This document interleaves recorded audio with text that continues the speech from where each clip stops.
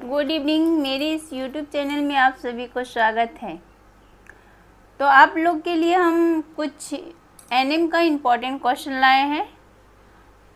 उम्मीद करती हूँ कि पिछला क्वेश्चन आप सब देख ही लिए होंगे, और नहीं देखे हैं तो देख लीजिएगा। चलिए अब क्वेश्चन की तरफ चलते हैं, तो स्टार्ट कीजिए। देखिए पहला क्वेश्चन क्या है, आप लोग आंसर भी दिया कीजिए। चलिए देखिए, मानव शरीर में मूत्र का पीएच मान कितना होता है? सामान्यतः कितना होता है मानव शरीर में मूत्र का पीएच मान कितना होता है? तो आप लोग को बताना है। तो चलिए बताइए।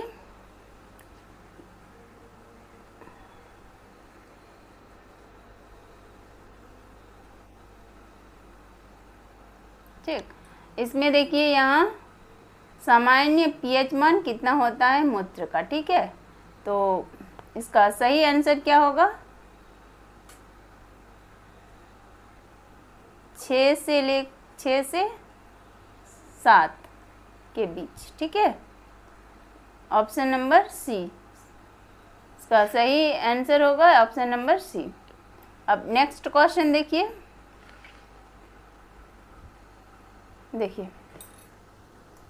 दूसरा क्वेश्चन देखिए, मूत्र में यूरिया, देखिए मूत्र में यूरिया की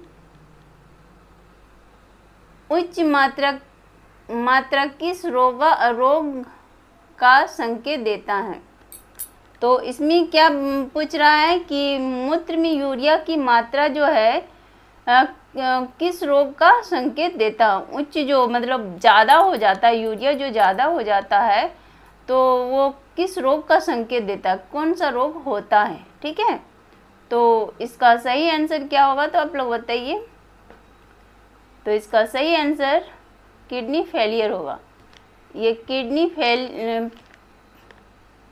फेल हो जाता है। ठीक है, तो जिसका जो उच्च ज़्यादा मात्रा में यूरिया हो जाता है तो इसका क्या हो जाता है? किडनी फेल हो जाता है।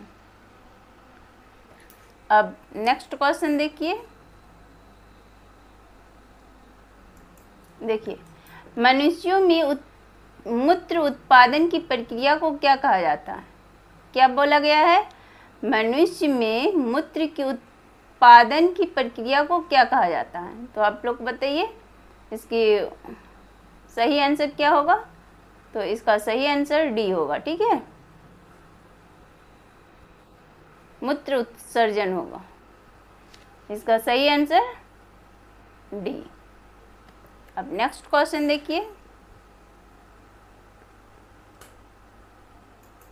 देखिए। यूरिया का निर्माण जो है शरीर के किस अंग में होता है? आपको बताना है यूरिया का निर्माण शरीर के किस अंग में होता है? तो इसमें क्या होगा? लीवर में। आप लोग देते चलिए, आंसर देखिए, क्वेश्चन पढ़िए और आंसर भी दीजिए। कितना आप लोग का सही होगा वो टिक मारिए। ठीक है, आगे देखिए। पांचवा क्वेश्चन देखिए, मानव उत्सर्जन तंत्र में कौन सा अंग मूत्र को मूत्राशय तक ले जाता है? ठीक है, तो इसमें अच्छा से पढ़िए। मानव उत्सर्जन तंत्र में कौन सा अंग मूत्र को मूत्राशय तक ले जाता है? तो इसका सही आंसर क्या होगा? आप लोग दीजिए, जवाब दीजिए। तो इसका सही आंसर होगा ऑप्शन नंबर ए, मूत्रवाहिनी। इसका सही आंसर मूत्रवाहिनी होगा। अब नेक्स्ट क्वेश्चन देखिए।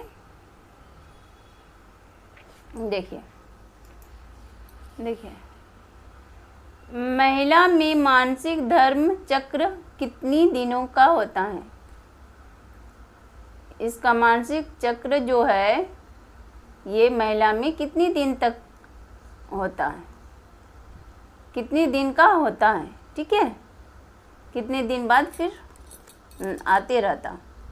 तो आपको बताना है। ये आप महिला है तो आप सब जानते ही होंगे कितने दिन में होता है। तो इसका सही आंसर होगा बी।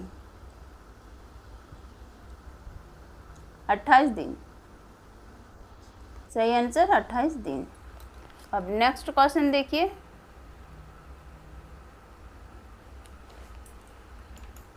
गर्भावस्था के दौरान भ्रूण का विकास कहाँ होता है?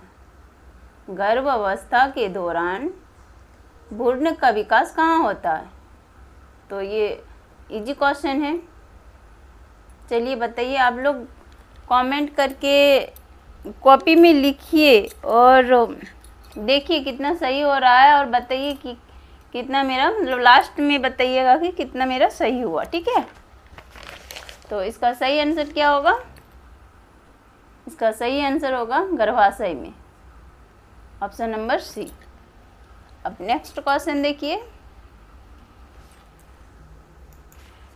प्रजनन के दौरान नर और मादा गुणसूत्रों की संख्या कितनी होती है? नर और मादा में गुणसूत्रों की संख्या कितनी होती है? तो आपको बताना है कितना संख्या होता। तो ऑप्शन नंबर इसका क्या सही होगा बताइए। इसका सही आंसर होगा ऑप्शन नंबर ए, 23 + 23 46। अब नेक्स्ट क्वेश्चन देखिए,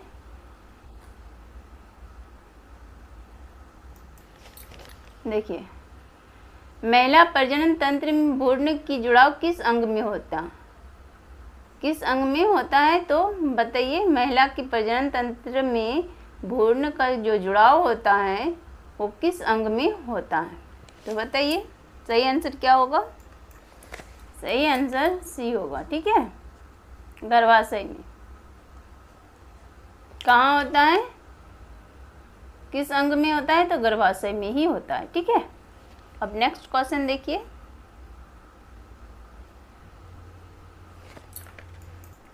शुक्राणु और अंडाणु में गुणसूत्रों की संख्या कितनी होती है? आप लोग को बताना है शुक्राणु और अंडाणु में गुणसूत्रों की संख्या कितनी होती है। तो चलिए बताइए इसका कितना संख्या होता है? तो 23 होता है, ठीक है। अब नेक्स्ट क्वेश्चन देखिए, आप 11 नंबर देखिए, आयोडीन की कमी से कौन सा रोग होता है? आयोडीन की कमी से कौन सा रोग होता है? तो आप लोग ये खुद से ये आंसर बताइए, ठीक। इसका आंसर खुद से बताइए। और चलिए अब कितना क्वेश्चन आप लोग का सही आया वो बताइए।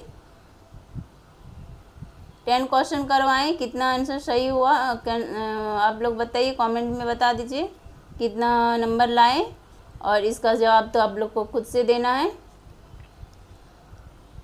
चलिए, धन्यवाद।